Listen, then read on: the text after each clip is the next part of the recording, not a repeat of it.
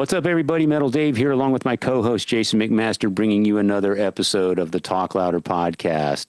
Today, we are joined by guitarist Sam Bam Koltun. He is currently a member of Faster Pussycat, Godsmack, Dorothy, Budderside. He's like Jason. He's in a million bands. When you hear his tour schedule, it'll make you dizzy. And fortunately, he has youth on his side. He just turned 30. He's been playing in clubs since he was 12 years old. And he and Faster Pussycat just put out this new single called Motorbike. It's on 7-inch vinyl. The flip side is a cover of the INXS song Don't Change. This is on Golden Robot Records. And you can find it on the Faster Pussycat website. Look that up. But yeah, what a great guy. His story is really interesting. He grew up in St. Louis, started playing the clubs at 12 years old, moved out to LA to go to the Musicians Institute, started getting into clubs underage with some help from some friends and his musical ability, and started making connections. And his list of mentors is incredible. He knows all the guys in Faster Pussycat, LA Guns. Nuno Bettencourt helped him out with the Godsmack. I was going to say he tells all the stories. Let's let him tell the stories. It's incredible, seeing him with Faster Pussycat, just kind of laying down the sleazy stuff. The bluesy and the talk box, and the bluesy or sleazy kind of Sunset Strip rock, right? Yeah. But to know that he's also just turns around and goes on tour with Godsmack and Dorothy, and which I would just call modern rock. Yeah. He can shred in between. I've seen him like slip in a couple of things at a Pussycat show that I was like, wait a minute, what was that? You know what I mean? Wasn't on the record. Right. Yeah. Well, or it's just they're in between things and they're doing a little jam, and I just see him do like something, that's very Steve Vai. He can do that too. At the end of the day, Sam gets to play his guitar, and that's all he ever set out for. And now it's just his dream came true. Obviously, he's really, really smart with an incredible support system by way of, it sounds like, his upbringing and his parents. Yeah. He's figured it out, friends. He's figured it out. Yeah. And, anytime that you build a name for yourself like he has, Jason and I were texting this afternoon, and Jason, I think you nailed it when you said he will always have a gig. Yeah, that was my be-all, end-all. It was my first and last thought, that he's obviously one of those guys who started very young, and it's paid off. Therefore, he's always going to have a gig. He's, studio, live, tour, pickup gig. He'll learn the songs tonight and be there tomorrow, even if he doesn't know who you are or what you sound like. Right. He's Exactly. that kind of a guitar player and go-getter. So Yeah, very versatile. And I just love the fact that he has, as you said, the support system. His parents have been super supportive. I've seen pictures of him and his parents on social media, and you can just tell they're just beaming with pride. And I get that. I'm so happy for him and for them. That their support is paying off in such a big way. So, yeah, you don't get to do this if you're not dedicated and talented and committed, and if you're not a good person. 4 bands off the top of my head, and we talk about Crossbone Skully. That's 5 bands. So he's in Dorothy, Budderside, Crossbone Skully, Faster Pussycat, and Godsmack. That's not bad. 30 years old. yeah. So who knows? He's got his whole future ahead. Yeah, he's just getting started. Who knows? So Just getting started. yeah, great episode. Great episode today for sure. Yeah, we'll let him tell the story. Sam Bam Koltun today on the Talk Louder podcast.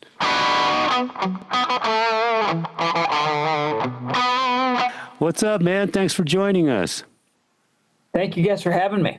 Yeah, of course. I think we have a lot of mutual friends. I've seen you play numerous times, and this is long overdue. So I'm glad you were able to do this in short order once we reached out to you. So thanks for being here. Oh, thanks again. Stoked to be here. Yeah, and it's timely because we have some new music to talk about. But my co-host Jason Hey, McMaster. Hey, man, we've met on the cruise that's what I figured. Yeah. couple of times, and I've done 1,000 shows with Guns and Pussycat and all that cruise. So yeah, we've Rad. met. I stopped you and fanboyed out on you for a minute. I have to tell a story real quick, and it doesn't matter. I mean, we can jump all over the place. This is our podcast. We can do whatever we want. But we had Tammy on, I don't know, a year ago. Yeah. I said, where the fuck you getting these badass guitar players from? He said, I don't know. I said, what? They're just falling out of the sky? And he laughed. He goes, pretty much. Pretty much. So I was like, I deemed him quite lucky that he just, it's unbelievable. You know, Ronnie and you and, Ace, it's pretty amazing what he's had on the stage as far as guitar players. Yeah, and even currently, I love Kieran Robertson. He came to us from Jeff Tate's band, and he's freaking great. Awesome. That's where he came from. I was wondering. Okay. Yeah. Well, just pile him on too. Yeah, I mean, Tammy's had a lot of luck with guitar players, and I mean, some of it might be luck, and some of it I think is the allure of Tammy. I mean, who doesn't want to work with Tammy, right? Oh, for sure. He's so cool. Yeah. I saw you guys play at the Rainbow April 13th. I flew out to LA because April 12th was my birthday, and I went to go see Michael Monroe. And since I was there, actually part of the draw was the fact that you guys were playing the next day, because Faster's one of my favorite bands. Oh, cool. So I got to see you play in the parking lot at the Rainbow, and it was the first time I'd seen you with Kieran, and it was a great show. And we're jumping ahead here, but one of the things that I noticed during that performance, I've seen you play numerous times. I know you're a great player. But that day, in that moment, I saw a confidence in your stage presence that first of all, when you watch Faster Pussycat, you can't take your eyes off Tammy. But I had a hard time taking my eyes off of you because you were exuding like this confidence and this stage presence that I hadn't seen from you before. And I don't know if you were having a great night or if this is something you worked up to or what, but you were really shining that night. Well, I appreciate that very much.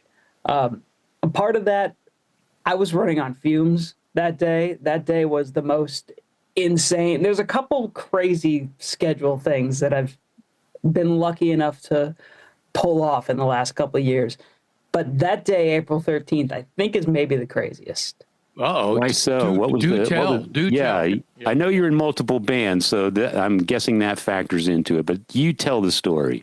Correct. So I landed at LAX at 11:50 a.m. from the Godsmack tour. So I flew from Germany, and I chose with booking travel with the wonderful Godsmack people. I chose my travel based on trying to make that gig happen. So I landed at LAX at 11:50 a.m. I was out of the airport with my stuff by 1 p.m. I was home at my house by 2 p.m. I had to drop my suitcase, get my guitars out of that case, grab other guitars, grab the two pedal boards I put together. I put one pedal board back together for Dorothy, and I put another pedal board together for Pussycat. I grabbed both of those. I was at rehearsal for Dorothy tour at 3 p.m., and then I convinced the guys to let me leave that rehearsal to do the Pussycat show. Luckily, they had some other stuff to work on. And so I left rehearsal at 6 p.m., was at the Rainbow at 6:30, was on stage setting up at 6:45, played at 7, and then I was back at rehearsal by 9. Oh, my God. Well, if that's what it takes to put on a performance like I saw, then let's keep you busy, man, because you were just killing it up there, and I had no idea that was the schedule you were keeping that day. And then you left the gig and returned to rehearsal. Yes. Yeah. So how many hours did you clock in that period? Because That's a good question. I lost count, but everybody was everybody was happy and everything happened. So I mean, it's a 9-10 hour flight, Germany travel day anyway, right? well, and then I also stayed up, so I got on a wild schedule too when I was in Germany just to try to straighten myself out. Yeah. So I ended up staying up till about 10 a.m. that day so I could fall asleep on the long flight home. Right. And then I woke up at about what would have been 9:30 a.m. So yeah, it was an 11-hour flight home. Yeah. Wow, man. I think that's the power of youth right there, man. That's a crazy ass schedule. I don't know if many people could do that, but It makes me feel alive. yeah, well, you did Yeah. great, man. I mean, like I said, I was standing in that parking lot watching you play, and I'd seen you play many times before, but I was like, wow, this dude is like, there's a whole new animal on stage, man, and I love it. It's great. So Well, I appreciate that very much. well done. We got a lot to talk about, but let's just go back to the beginning. What got you hooked on rock and roll? I know you've been playing clubs since you were 12 years old, which is crazy. And I know I can tell because I've seen photos of your parents on social media. They look like they're 1,000,000% supportive of this. They look like they're total rockers. They look super cool. They look way cooler than me and Jason, and they're probably younger than me and Jason. So take us back to your childhood. What kind of upbringing did you have? How much music was involved? How were your parents musicians? Talk about how music crept into your life. My parents were not musicians, but everybody has always been a fan of music. Going back to when I was a little kid, I even remember being obsessed with a couple songs. There was a song called "One Headlight" by the Wallflowers that, as a infant and toddler, I loved that song. Yeah. And then around, I think, first grade, because there was a first grade poster that hung in the basement that I said my other favorite song at the time was "Elevation" by U2. Yeah. For whatever reason, just as a little kid, I loved those tunes. And then really it became about playing guitar when I was 10 and saw the TV show Rockstar INXS on TV, where it was the reality show with the band INXS looking for a new singer. Yeah. And we ended up watching that even because my parents had liked INXS, and they're like, oh, let's watch this. This could be cool. And then we all got kind of hooked on it. Now let me stop you right there. It was Tommy Lee and Jason Newsted. Were they the judges on the show or something? That was the second season. They did two. That was the second year where it was Tommy Lee, Jason Newsted, and Gilby Clarke doing a super group. Right. Okay. Yeah. So you got hooked on the show. Yeah, of course you did. So you're watching this show as a kid, and it's you're getting inspired. So where do we go from there? And it was really the guitar player in the house band on that show. His name's Rafael Moreira, and since being in LA, he's become a friend and somebody I know. And so he just, I don't know, he had every kind of Gibson guitar you could imagine. So as a kid, I was just, oh, that guy's cool. And yeah, that's really where it all started. My parents weren't musicians, but it was always, supported. They got me my first couple guitars, and that's where it all began. Why were you drawn to Gibson guitars? What was it about Gibson? I don't know. It was just, for whatever reason, seeing him, that particular dude, he had everything. He had Les Pauls, he had SGs, he had a double neck, he had a Firebird, and it's always been, I've always just, especially the Les Paul, I've always been drawn to the Les Paul. You know, I have to jump in and just freak out for a second. I'm drawn to Gibsons And it very well, I'm not saying that the reason is because every band I loved, they were playing Gibsons.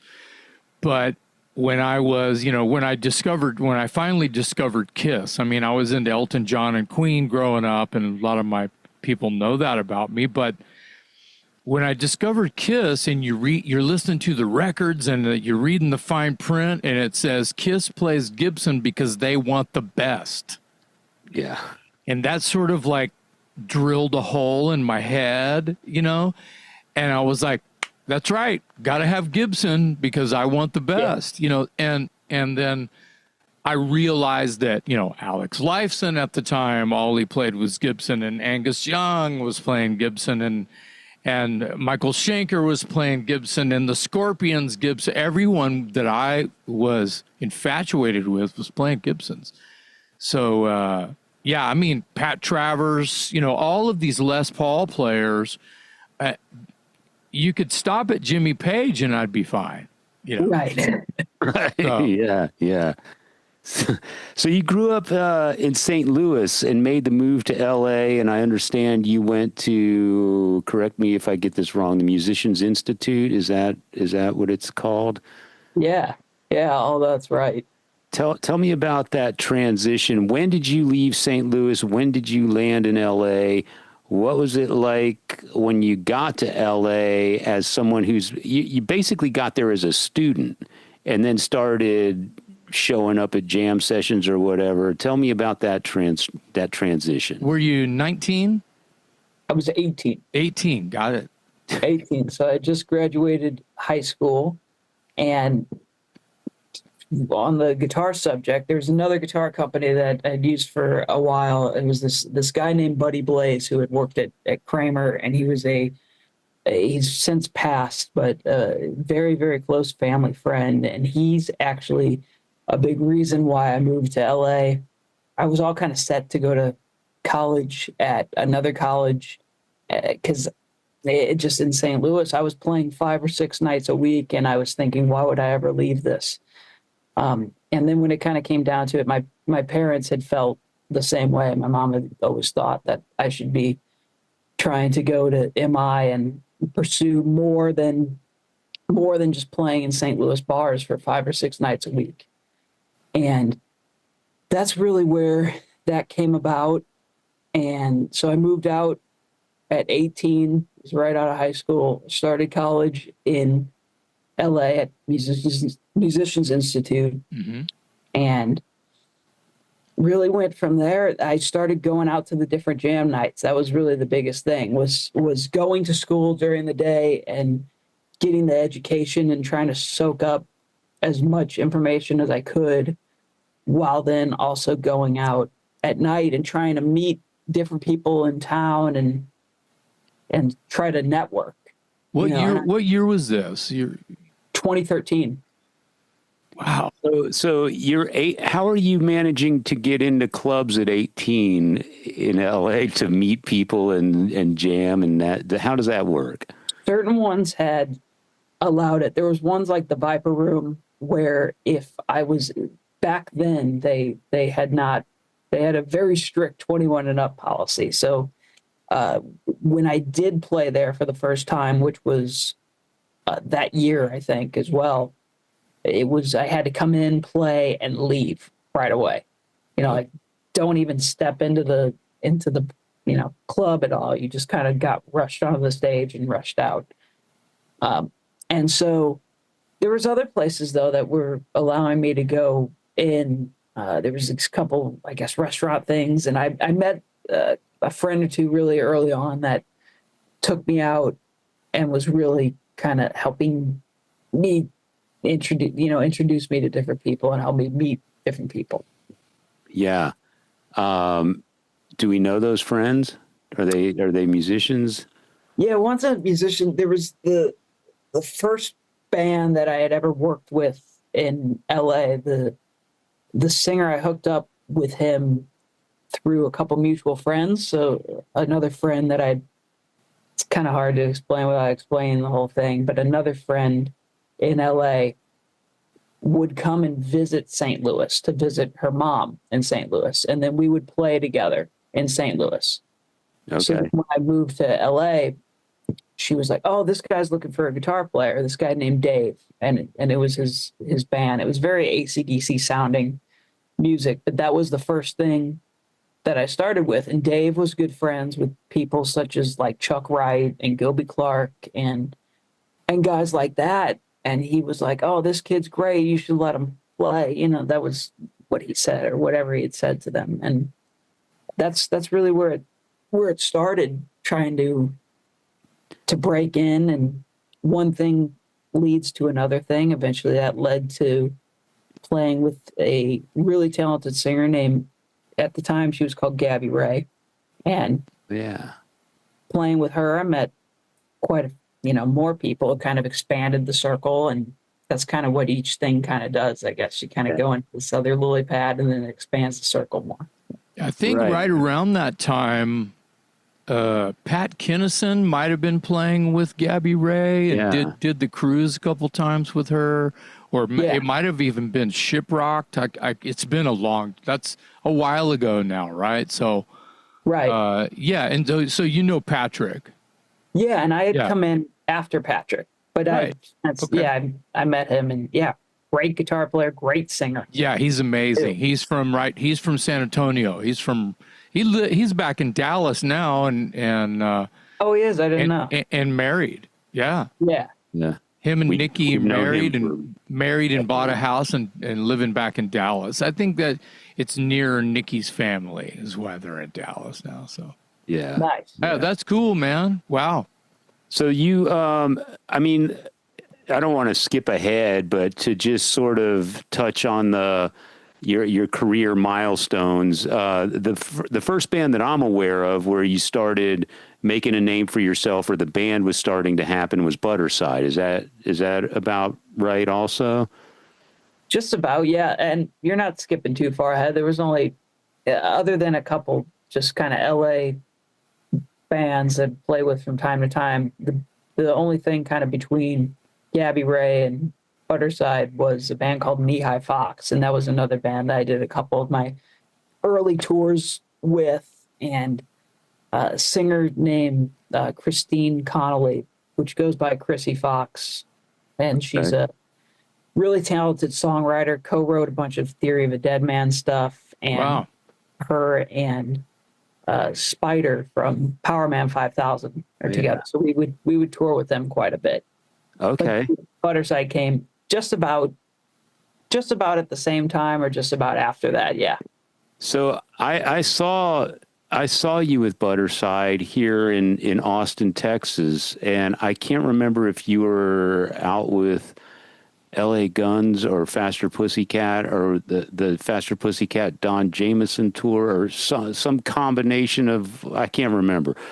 But I remember the thing I remember is that there was you guys had an RV and it had the Motorhead logo on the side of it. And there was some sort of Motorhead connection to Budderside. Can you tell us a little bit about that? You were signed to Motorhead Music, or is this before your time in the band, or is this during your time in the band?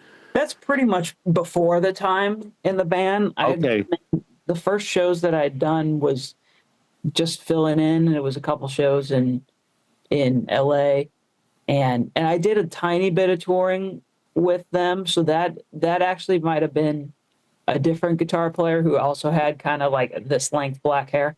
Yeah. They were signed to Motorhead Music. The singer Patrick Stone was a roadie for Lemmy, so he had worked for Motorhead and sang in a bunch of different groups. He sang for Steven Adler, and Budderside was his thing that he started when Lemmy was like, "Oh, I want to sign you." Yeah. So it was already kind of an established group, but then I came in officially in like 2018. Okay. So for people, so let's break this down. So you're involved currently in Faster Pussycat, Godsmack, Dorothy. Are you still doing stuff with Budderside? Yeah, we had a record come out last July. It's called White Flame. Kind of quite a bit heavier than, I guess, with the exception of Godsmack. They're pretty heavy, but with the the exception of that, in comparison to Pussycat and Dorothy, it's a little bit on the heavier side. Okay. Not too crazy though. That's kind of what I was going to ask. Is I think our audience is well aware of what Faster sounds like and Godsmack. So how would you describe to people that aren't familiar with Budderside and Dorothy? How would you distinguish those two bands, in terms of sound? Butterside's gone through a couple different incarnations. So I started with them on the second record. I played on the second record. It's called Spiritual Violence. And that was produced by a producer, Jay Baumgartner, who is responsible for the early records from Linkin Park and Papa Roach and Evanescence and a bunch of bands kind of in that vein.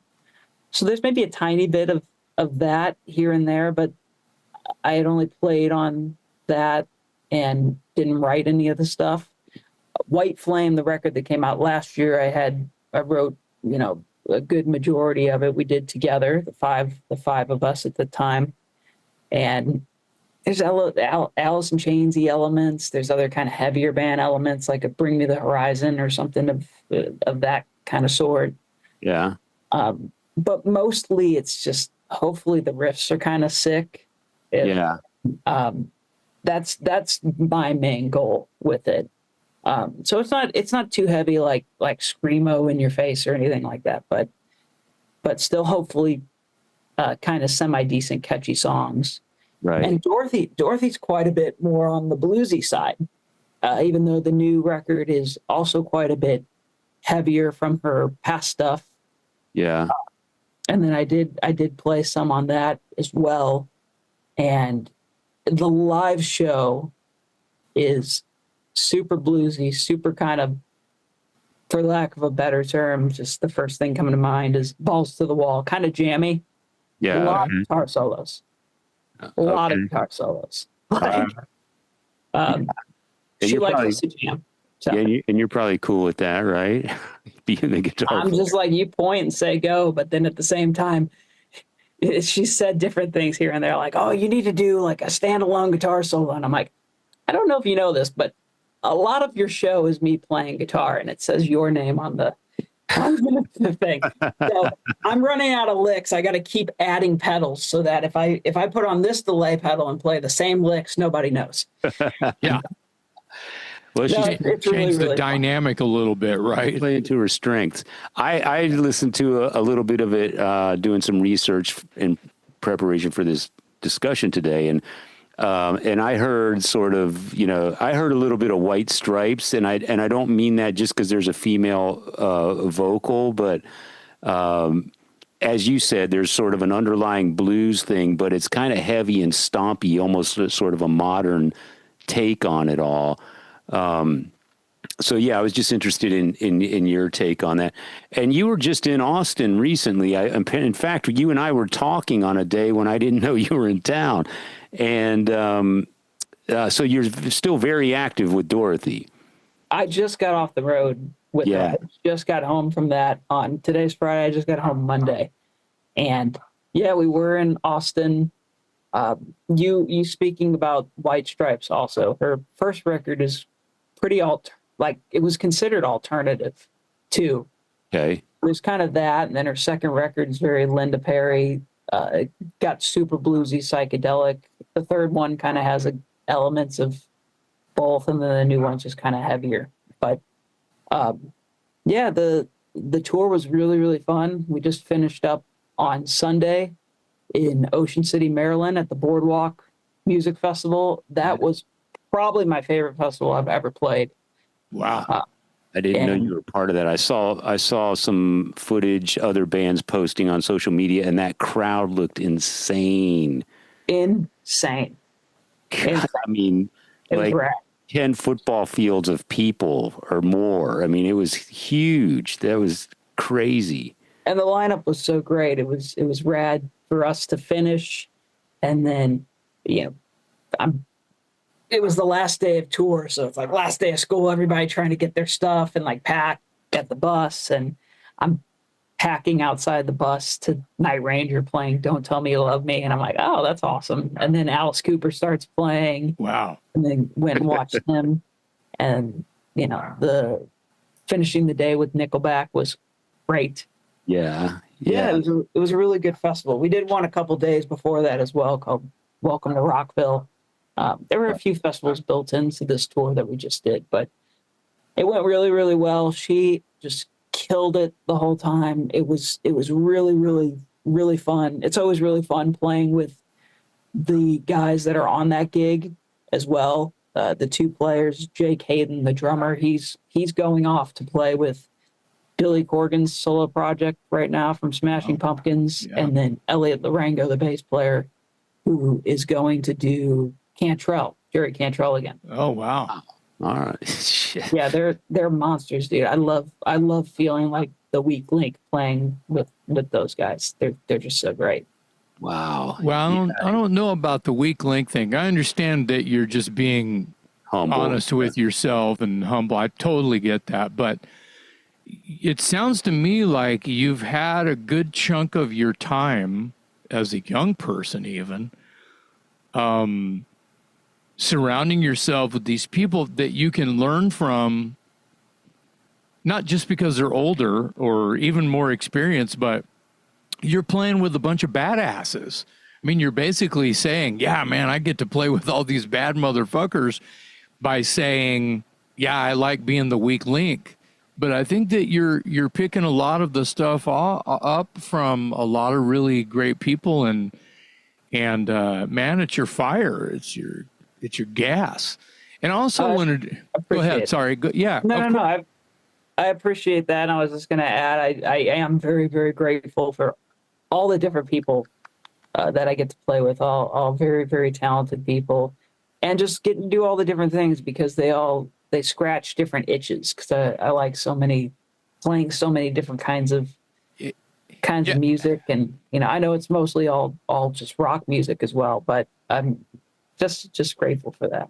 Yeah, that was going to be my next sort of throw in the game here is you're playing with, there's a lot of elasticity. There's a lot of talent,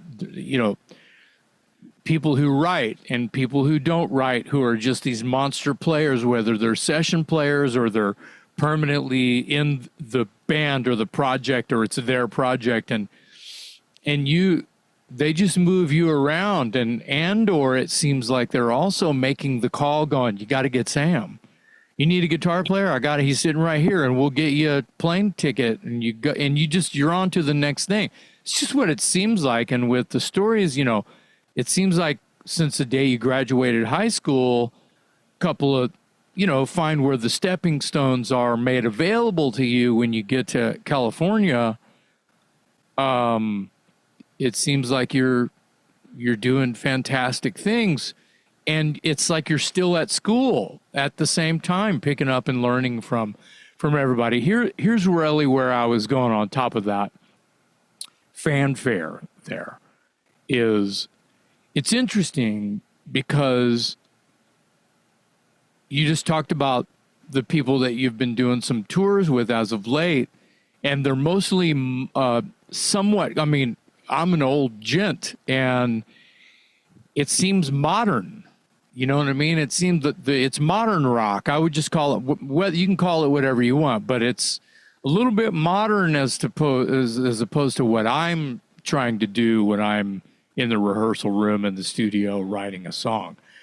And then you're in Faster Pussycat, which has been around for going on 40 years now, and they're sort of retro, and they're also, they're baby Aerosmith, or, they're like Humble Pie and Aerosmith and a little bit of Sunset Strip. And they're in the fucking Cat House, and so you're playing this dirty Les Paul Marshall JD soaked stage and smoke and leather,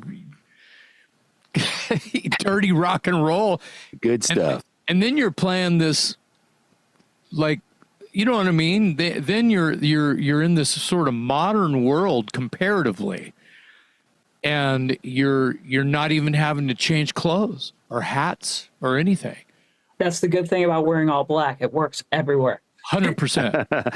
We know this. That's why we wear black all 100%. the That's time. right. We have the same uniform. Yeah. Yeah. So yeah. Yeah. But that's a great point. Like, so where I just mean he doesn't have to change anything about what is. It's like I do though. talk to us about what you have to when you're sort of switching gears. What is it that you have to do? Well, it's really just for me. It's like the gear and the pedals because playing the music to me is not it's not like a difficult thing. Well, different things have their own difficult, songs or whatnot, songs that are more difficult, but like wearing the different hats musically has always felt natural to me just because I love getting to jam and go crazy with Dorothy. I love playing, Pussycat tunes like Where There's a Whip, There's a Way and Jack the Bastard. It's just like that stuff is so much fun to play. And it's just like rock and roll, Les Paul into a Marshall, like you said. That's just kind of what I like and what I gravitate towards. So even with Budderside being a little bit heavier and whatnot, I'm still playing a Les Paul through something that sounds like a Marshall. It's a Friedman, but it's based in Marshall guts. Godsmack, I was plugged into their existing stuff, but still playing Les Pauls. Really, the main thing is just the gear and kind of how I use the gear in different things. So Pussycat, the treble goes up a little bit more. Dorothy, the treble goes back a little bit more. More pedals go onto the pedal board for Dorothy. More pedals than that go on a pedal board for Budderside because I need a switcher to do the whole dealio. And then for Godsmack, I ended up really even kind of sound-wise, they were happy with everything. And then I had hotter pickups made. Because that was kind of, I know we're getting to that eventually. I only got a few notes as far as the Godsmack stuff when we were in rehearsals. And that main note was that he Sully felt and they felt that the tone could be a little bit meaner. And I agreed when I was listening back to stuff. And he's like, oh, I just need a hotter pickup. So that's really all that changes. And I use different guitars. Like I'll use the Les Paul specials and like a Les Paul Jr. with Pussycat here and there. Like I wouldn't walk in to play I Stand Alone with Godsmack with a P90 guitar. It's just different tools and different things that I've acquired. But at the same time, that same Les Paul both of those are black, but both of those Les Pauls, I go to any of those bands and they work for me with all of them. Right.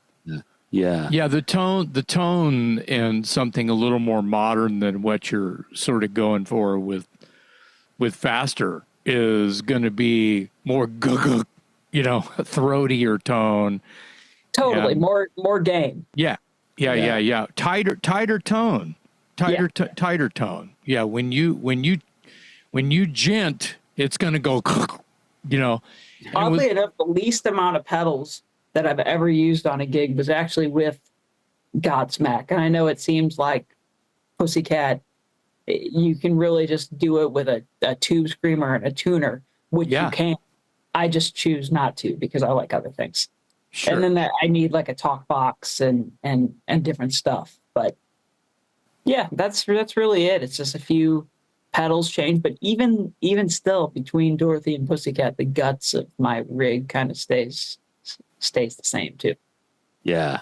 Wow. That's interesting point. That I like the way you call them the tools of the trade, and the playing. Just is always going to run through you. It's what you play as far, and I mean not what you play in terms of technique or style, what you play as far as tools, depending on the band that you're in and what it calls for. I wanted to talk about, this is brand new, Motorbike, the new single from Faster Pussycat. This is really cool. It just came out. It's on beautiful purple vinyl. And as much as I like Motorbike, I'm thrilled to finally have a copy of the INXS cover, Don't Change. And I want to talk about Motorbike because that's the faster song.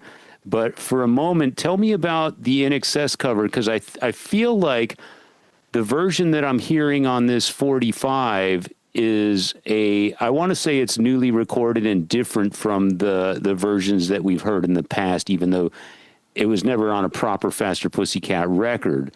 So yes, this has been updated and this features you, and this is a new recording and different arrangement slightly. You nailed all of that. Yeah, this is a new recording, and yeah, new recording, new arrangement. After we went to Australia in 2023,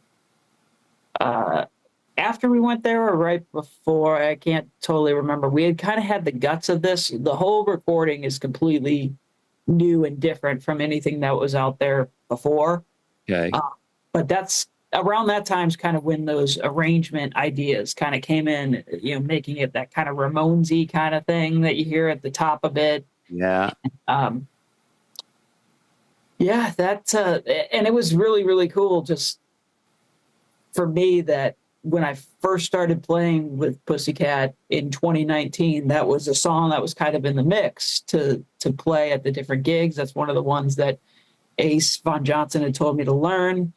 And just kind of hearkening back to my first kind of experience really with music was involving INXS. So to have recorded a cover is really, really cool. I'm really proud. I'm really proud of both Don't Change and Motorbike.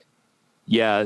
I mean, this is that's funny that I had no idea, but this literally is a full circle moment for you because you grew up watching the INXS Rockstar, and that was very inspirational. And that was my first concert too. After they did the show with the new singer, that was the first show I ever saw. Wow. So truly a full circle moment then for you to come out and record a version of, which I think is one of the greatest songs ever. And I just always thought that Tammy's voice fit that. It's just like when Tammy did You're So Vain. I mean, there's songs you just shouldn't touch, and Tammy touches them, and it's like, oh, you bastard, you nailed it, man. How do you do that with that voice? Because his voice has so much character.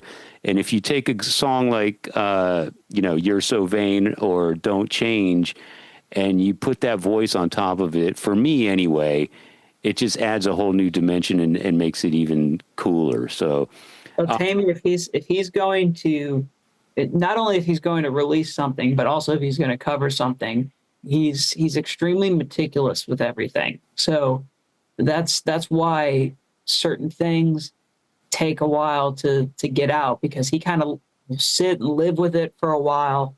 And so he's not one to just rush like, oh, let's just get this out. He's just, at least my perspective of it, it really kind of cares about his legacy and what he does. And that's kind of all the biggest thing that matters to him is having it be cool. So, he's not going to do something unless he feels like it'll be cool. Yeah. Oh, and that's cool. Tell us about the song Motorbike. How did that come together? That's a brand new original Faster Pussycat song. I assume it's been in the works for a while. I think Jason alluded to when we had Tammy on the show about a year ago, he was talking about that song.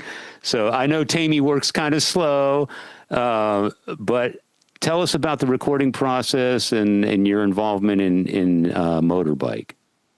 That is the common theme, referring back to Tammy being meticulous with everything. Motorbike's something along with the song NOLA that came out in 2021 and a couple of the other songs that'll be following this one. They're songs that he's had for a while that he's always felt like, oh, this is a cool song. It just never got finished and was never able to get at least into a place where he felt like it was done.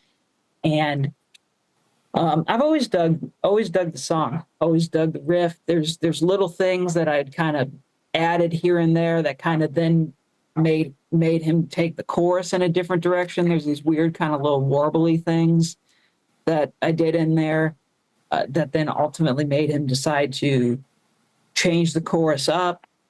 And as far as the other guitars and the other stuff, it was all just, there's certain little things where he and I will sit together and figure out. He always is really good, because Tammy's a guitar player as well.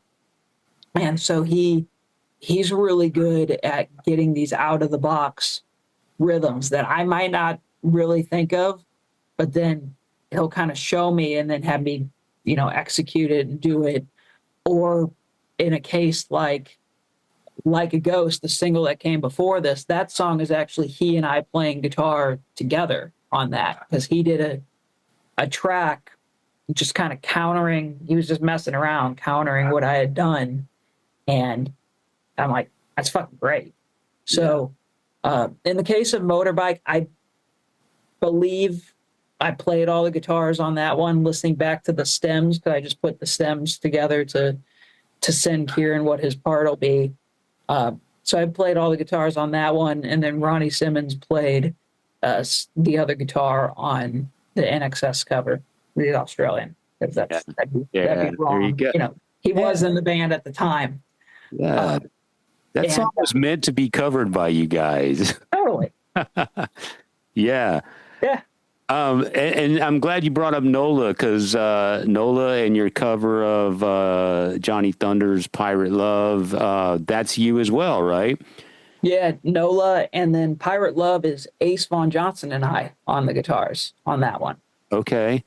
I want to talk about Nola, because Nola stands out because of the voice box. That's you? Yeah. So tell me what inspired the voice box? How long did it take you to, learn the voice box or whatever? I mean, that's a very, everybody knows Peter Frampton for it. And there's others. Man in the box, man in the voice box. Yeah. Yeah. So tell me how you... I can keep going, but I won't. Yeah. There's a bunch. I know. I'm Aerosmith, of course. Sweet Emotion. Yep. Yeah. So, Bon Jovi. Come on, Richie. Yeah. There you Hair go. of the dog. Hair of the dog. Yep. We're going to go on a voice box kick, but how did you... It's a whole other episode we can do on the voice. A whole episode on voice boxes, and we'll have to have you back for that, Sam. But tell me about your, learning the voice box, for lack of a better term. When did you start experimenting with that, and how did that creep into the Nola track? My talk box that I have, the one that I've toured with, I have a second one now, but the main one that I've toured with, a friend of mine from MI, still a really, really great friend. I just saw him when we started the tour in Nashville a couple months ago. A friend named Max, he gave me that talk box. He had it and he was like, "Oh, I don't really ever use it." And, he gave it to me, and I just got a different tube for it. And I was like, "Oh, this is fucking sick. I can play Man in the Box right." So that's really, and I had actually suggested, when it came to Pussycat, I had suggested Talkbox for Motorbike. And Tammy kind of thought about it, and it was like, oh, it'd actually be kind of cool in Nola, because there were those sections in that song. That was a big reason why I guess it never got finished, was him trying to have, at the time, Michael Thomas solo on it, and then Ace, and just, I guess just doing a solo in those gaps just didn't really feel right. And then suggesting the Talkbox for Motorbike made Tammy be like, oh, let's try Talkbox on Nola. So then we did, and just came up with that line, and one of them, it's just, in regular drop D, but then I did a double of it, which I think is on the other side, where I tuned the low E string to a drop G, I think. I think it's a G, because when it goes to the pre-chorus, the guitar goes to G. And so I did the double there because you kind of got a little bit of the warble from the string being so floppy, and then the last note rings out into the pre-chorus, and it's like, oh wow. Yeah. So Yeah. learning the voice box. I mean, I don't really know how to make words with it. I mean, it's a tube, and then I just like, it gets picked up by the mic, and then there's a speaker in the box, and that's the thing. Yeah. So, yeah. I guess somewhat noteworthy thing to talk about in the guitar rig, because now I do this with Dorothy as well, because I played talk box on her single Mud. I split off of a Boss tuner. So the MXR talk box, when running it with a guitar rig, usually cuts off the guitar signal. And I stumbled upon this from when we first started playing NOLA, because I didn't want it to cut off the guitar signal, because I'm like, it'll make it sound kind of weak. It would sound fuller if it just kind of was an extra thing that came in. So I figured out how to split it. And so that's what I do live with Dorothy and Pussycat. So it's like you have the regular guitar still happening, but then the talk box just kind of can come in and get added on top of the guitars instead of being in place of one. Right. Yeah, there's like a line through on the tuner. Yeah. Yeah, the second output, right? I thought I had one sitting here, but I don't. Yeah, the second bypass. And you just have to go into the input of the MXR talk box. You don't even have to have anything. You don't even have to. There it is. And then you just, damn it, my other talk box is somewhere else too. Sorry. All my stuff is everywhere right now. Okay, we weren't expecting gear show and tell anyway, so that's cool. So I just happen to have one next to my feet. It's all right. No, so that's the best part. Yeah. That's the best part. That's why we have a podcast, because we're fucking nerds. Yeah, exactly. Yeah. So you've been involved in some of the more the recent recordings of Faster Pussycat, and me as a longtime fan going back to the debut. The newer stuff, Nola's got the talk box. Motorbike to me has kind of a more of a stompy sort of sound rather than a swinging sort of sound like that's traditional Faster Pussycat. And I love it all, but I see it kind of, at least those particular songs, they're adding different flavors to the Pussycat recipe. And you mentioned earlier, and Tammy mentioned when we had him on the show, that there's some other stuff in the can, and I don't know how much you can talk about. But can you tell us anything about the stuff that we haven't heard yet, and what it sounds like, and when we might hear it, or is that Tammy's? Obviously, it's Tammy's call, but can you give us a clue as to what it sounds like or anything? Yeah, I mean, there's a couple more things. I mean, I could give you a clue, but then by the time it comes out, it could sound completely different than it does right now. Right. So, yeah. But yeah, there's another. The song that's on the table right now is called "Pretty Ugly" from his time running a club called Pretty Ugly. Yeah. And so that's what's been worked on or getting worked on currently, and it's just a cool rock and roll song. I think there's another one that's kind of like, it's a little bit maybe heavier. It's another kind of drop D thing. I'm not totally sure where that sits at the moment. That one's kind of like, after, I think that's going to be after Pretty Ugly. I can't.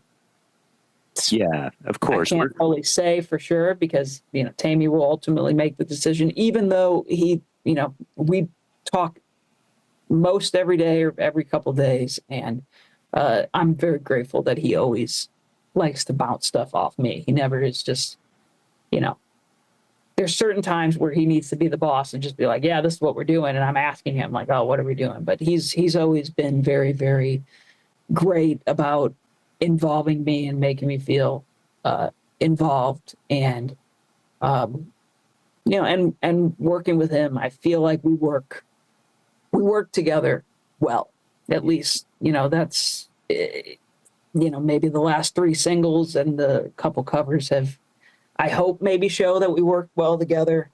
And just going to keep chugging away at the new stuff, and I'm doing my best to try to help them get it done as fast as possible. You're involved with great people that you learn from, and they want your input when they ask you for it, and you've got it. I have a couple of questions.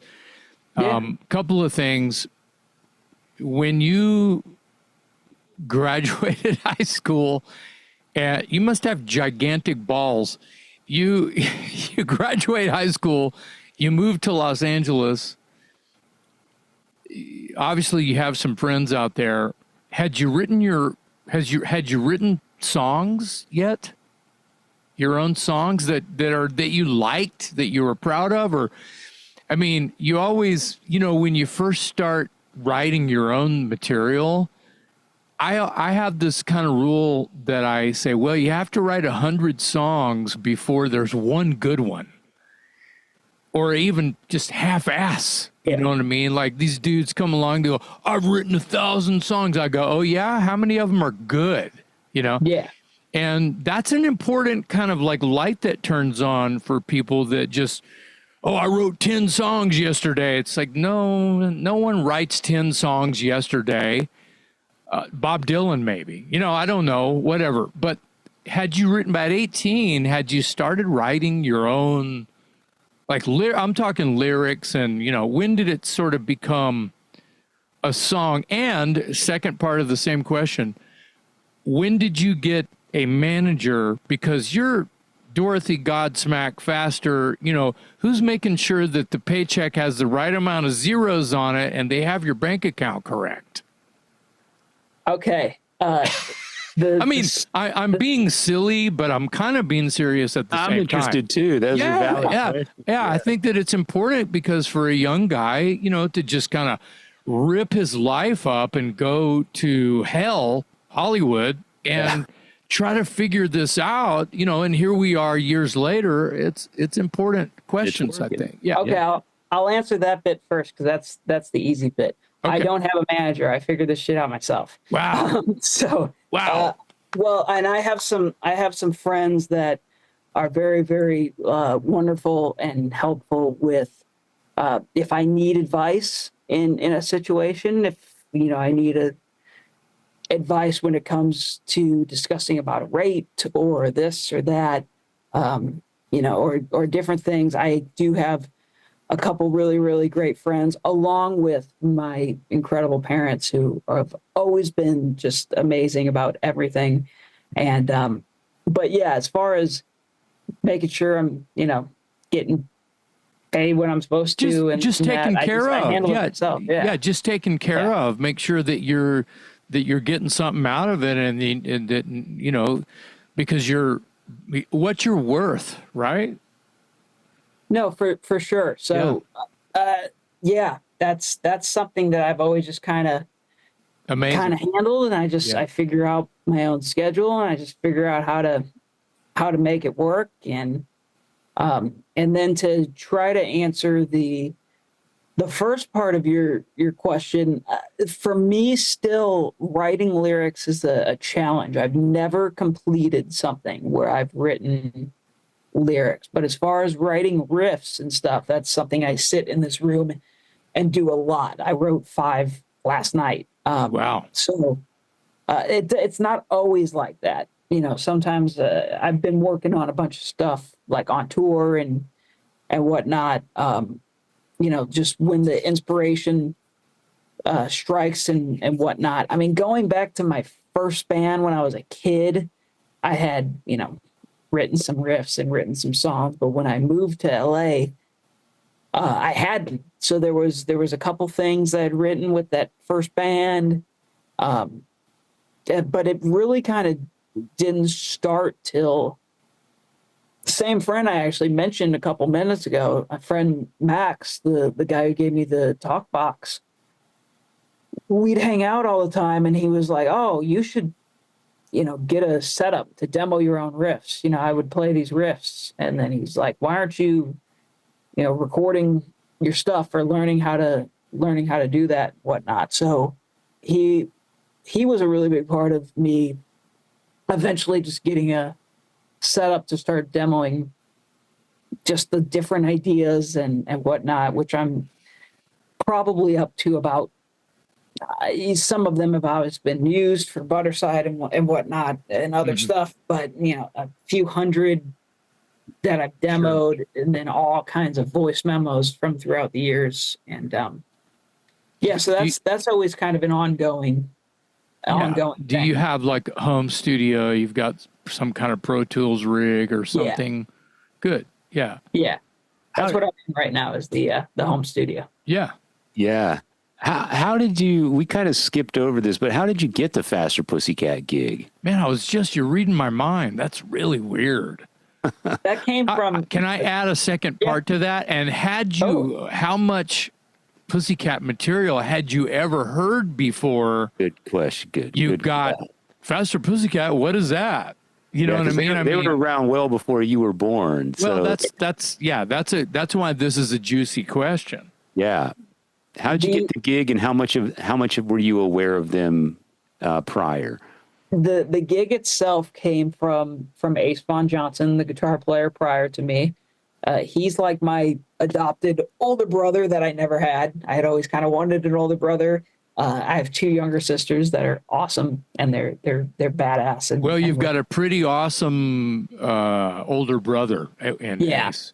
He's a pretty great guy. Yeah. He had hit me up and asked if I was interested in subbing for that tour, which was 2019.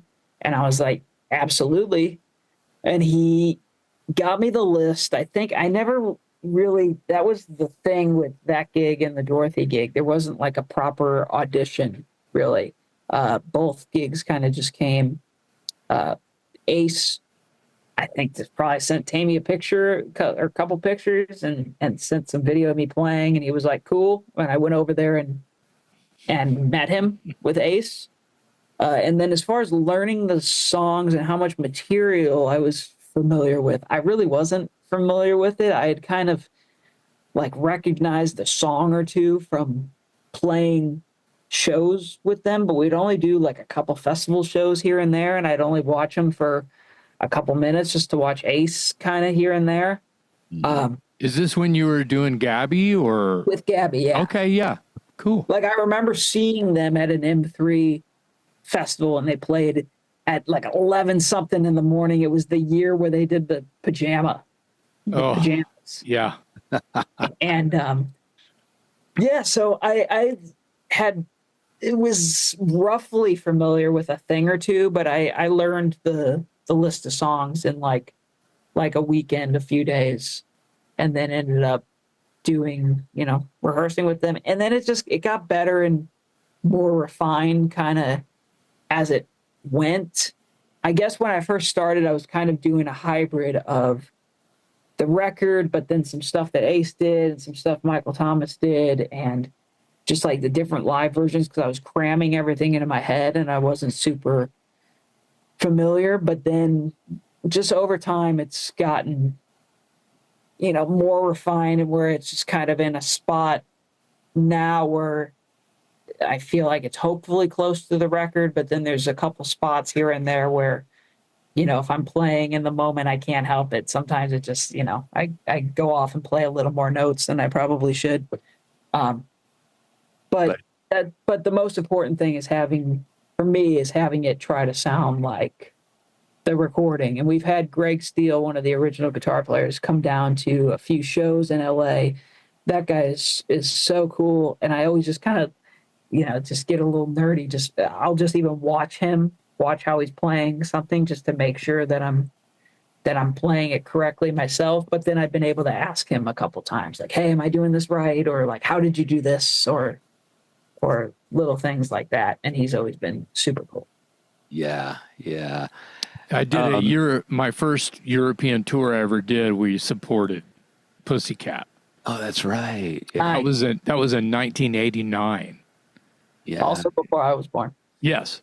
Sorry. No, it's all right. It was 36 years ago. I'm surprised that hasn't come up more often. Yeah. It's 36 years ago. Yeah, we're not gonna vilify you or something because you're No, of young. course It's not. fantastic that you've. Let me ask you this. Yeah. So you've been in LA for a while. You've done some pretty amazing things. You've found a circle of friends that have been supportive and mentors in a lot of way. I know you're close to Ace Von Johnson. I know you're close to Tammy. I know you're close to Tracy Guns. Who has given you the best piece of advice when you landed in LA out of all of the people that have had experience and you would trust that they know what they're talking about? Who has given you like the best piece of advice? Wow,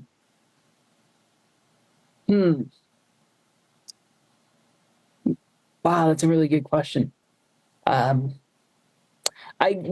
first thing that popped in my head, which this isn't one direct piece of advice, and I know it's probably not exactly the answer to the question that you're probably looking for, but the bass player who plays with Dorothy, my good friend Elliot Larango, he's just kind of my go-to. That's somebody that I've always kind of felt like I could ask advice, and he just always kind of seems to know the right thing. He's had a lot of experience playing with a lot of different kind of artists, and then has a lot of friends that play with a lot of various types of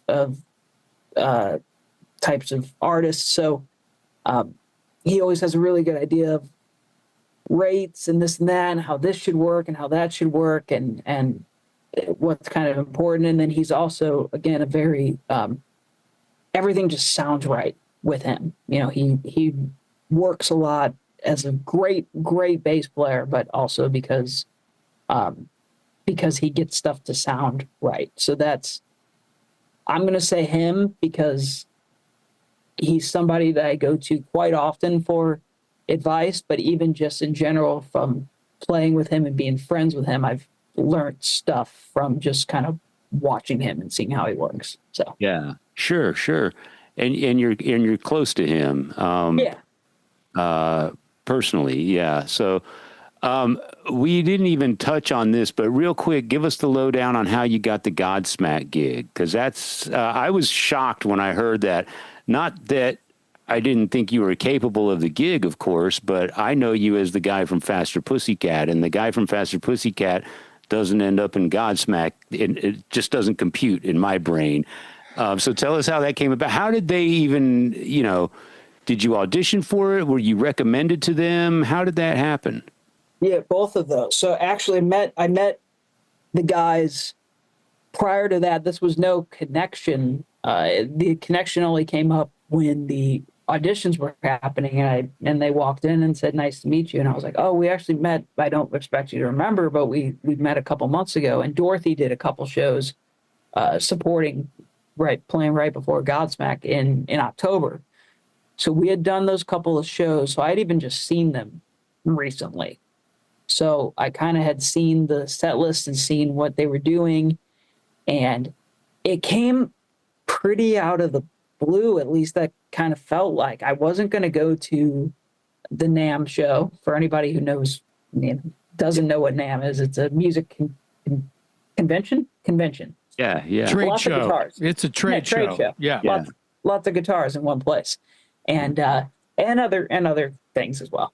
I saw Nuno there, and I've known Nuno for a while. That connection kind of came from back with Gabby as well, because she started working with him, and through that couple times I played on stage with him, like 3 times over the years, and then multiple times even after that at his house at different parties and whatnot. So we had known each other already. We had each other's numbers, and then he hit me up after NAMM. I saw him there and just kind of, gave him a peace sign, said, hey. He was meeting a whole line of people. And a couple of days later, he texted me and told me to call him. And I thought he was just doing a jam the next week, which he was. But no, he was like, I'm good friends with Godsmack, and they're going to be auditioning guitar players. Would you be interested?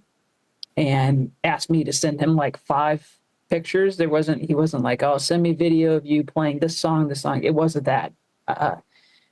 Had me send him some photos, and then a couple hours later, I heard from management, and they said when the audition time frame was, and the audition time frame, I would have made it fit in my schedule, but it happened to slide into my schedule perfectly.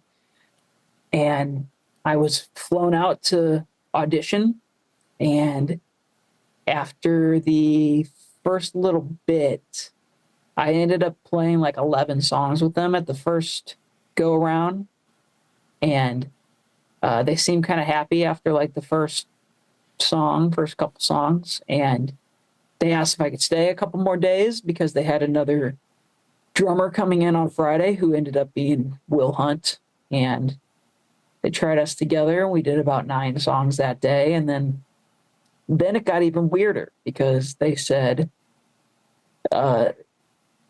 when the rehearsals were. So we went home for a week, and then rehearsals were at the end of February. And they're like, oh, you're going to go home on March 1st, and then we're going to fly back out. You're going to get flown out to Europe on March 17th.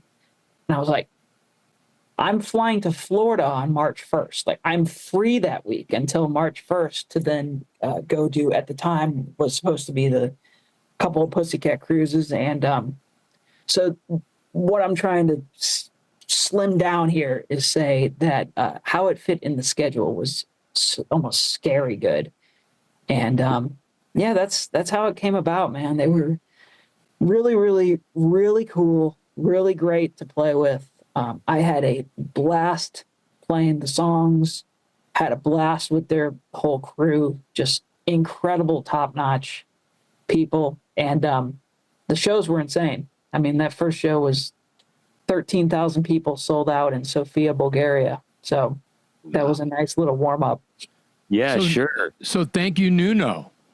Absolutely. Thank you, Nuno. And Nuno Bettencourt, man. That's yeah.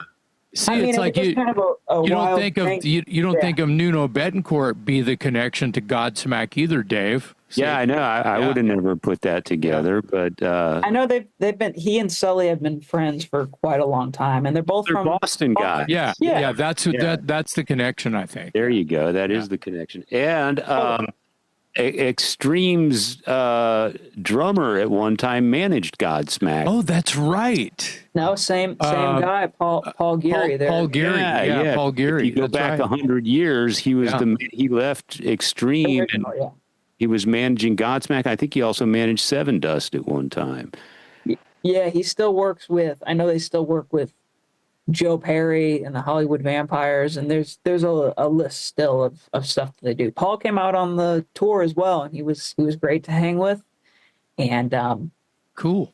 So that's got to be like the what do you want to how should we say this? The different levels of touring. Pussycat is basically punk rock. A tour bus playing clubs, and Godsmack, I'm imagining, is multiple tour buses playing huge stages. What just sort of describe the differences between the two, because you're obviously involved in both. Absolutely, yeah. I can kind of give. Let's do a full rundown. So you start with Budderside. We tour in like a van, and then we're loading our own gear. We're loading our own gear probably into the back of that van to try to not have a trailer. We've had a trailer a couple times, but there's that. But you're getting to play your own songs, and it does something for the heart. Sure. Then you got Pussycat, which to me feels like more of a punk rock band, but in this kind of a day and age, it's like, yeah, you're playing clubs and always with a tour bus. That is something that Tammy doesn't skip out on. He has to have a bus and have a space. And then there's Dorothy, who also has a bus, and we're all on the same bus. But then the difference there is there's more crew. So Pussycat has one crew guy generally, and a merch. So there's 2 crew technically. Mm-hmm. Dorothy has 4 generally. There's usually a tech, a front of house, a tour manager, and a merch person, and then as well as sometimes there's a photographer, sometimes there's a content person. There's generally 4 or 5 other people in that camp. With Godsmack, this European tour, I don't know what I've only been told what their US touring is like, and they said I think their crew is about 50 or 51 people if they have the pyro and whatnot, but they had I think 30 or 31 people traveling, including the band, and there were 3 buses and 5 trucks. Yeah. And, different. It's all different all across the board. You nailed it though. You're playing these pretty wild big venues, and there's quite everybody has their own tech. There's quite a bit more crew. You have your own hotel room, different things like that, and then. So it was nice to go from that and then to Dorothy, where it's like, okay, we still had hotel rooms, but you're sharing a room with somebody on the days off. And we still were on in-ears. So the mix was the same every day. So we didn't have to do sound check. And it's like, okay, so then it's easing back into Pussycat, where every day I'm going to be like kick drum. Yeah. It's all different, but it's all fun, man. That's why I asked, because you are currently at just about every level a musician could be at, and you're in them simultaneously. You're doing, like you said, you're lugging your own gear into the club, then you're on a tour bus, then you're on a tour bus with a few extra people, then you're on multiple buses playing huge stages, and you have your own hotel room. So that's what I wanted to get at. Yeah. Totally. End of the day, I feel like you're winning the lottery by way of you get to play your guitar. Yeah. That's the goal. That's all my goal has ever been. There's a gentleman back home in St. Louis who was always kind of trying to push me in doing playing different kinds of. It's not really important the story of it, but me just telling him my goal is never been like, oh, I want to be a rock star or this or that, whatever.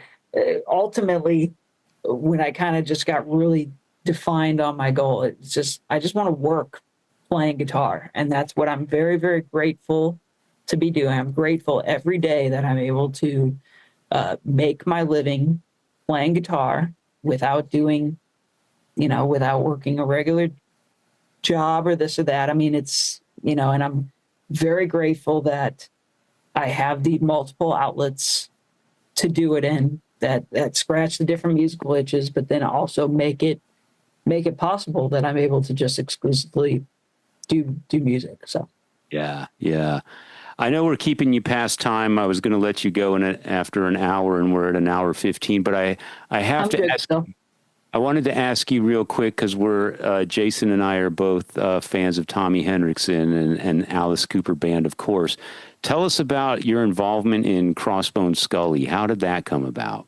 Right, there is that band too, I guess. Yeah, it's like, but we haven't toured yet, so I don't have the gauge. Right.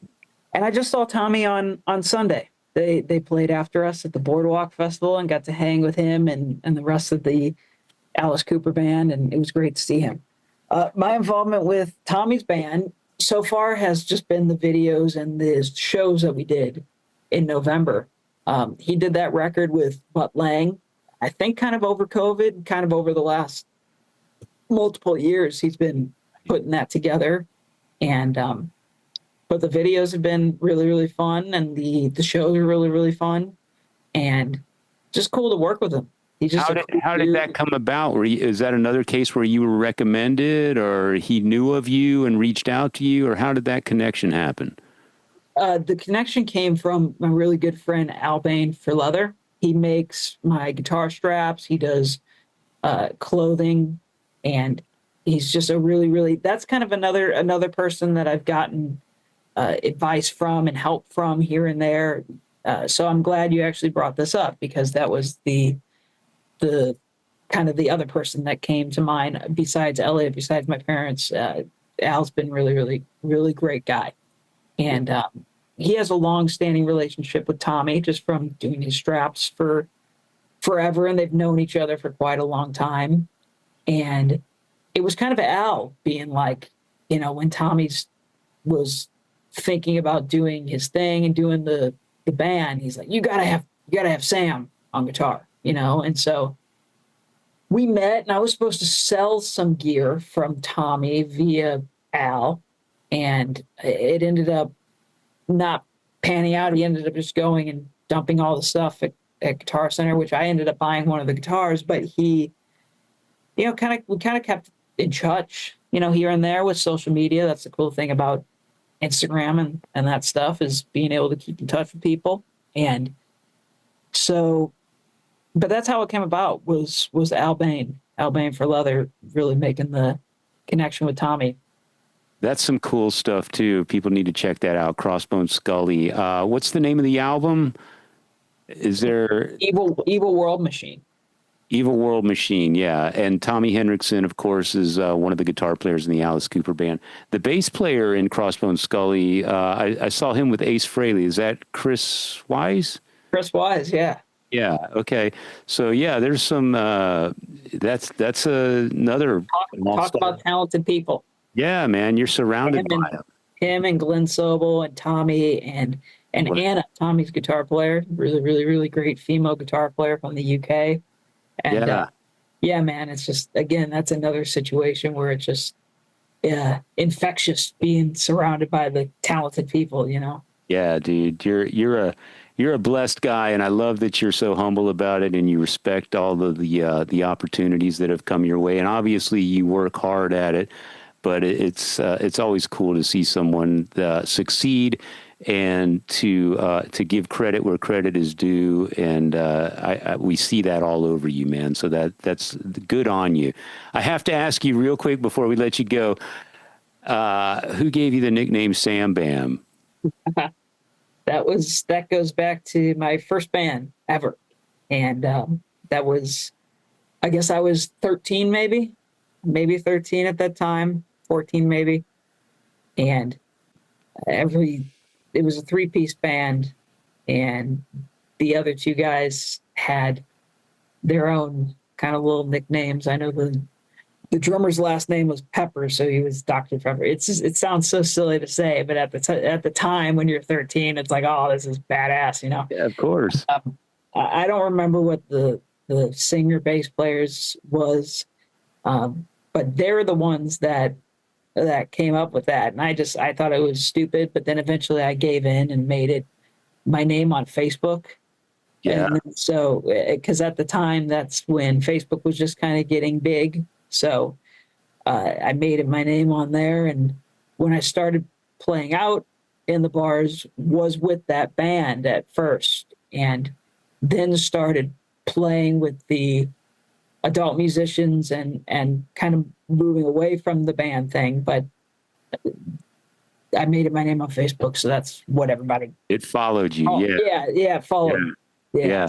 And I've never changed it. I'm just kind of like, I don't know. I'm 30 now. I'm like, I'm about to, I'm like, do I want to be 50 and still people being like Sam Bam? But I'm just kind of like, I guess if people remember it, I just try to not think about it too much. It's just, it's I just, get it. It is. Nah, it's just rock and roll. I mean, Gus is Tammy, so yeah, it is what exactly. Right. I got dubbed Metal Dave 30 years ago, and I'm now 58, and I'll go to my grave being known to half of my people as Metal Dave. There was a few years where people didn't even know my last name. They just thought I was just Metal's first name, Dave's second name, last name. But and it's always the kind of thing too. It's like, at least for me, it's like hearing the sound of my own voice. It's just like when it's involving you, maybe to everybody else, they're like, oh, that's cool. But when you're just yourself, I don't know, is that stupid? Yeah. You're stuck in your own thoughts. Yeah. You overanalyze it. When you should just roll with it, right? Yeah.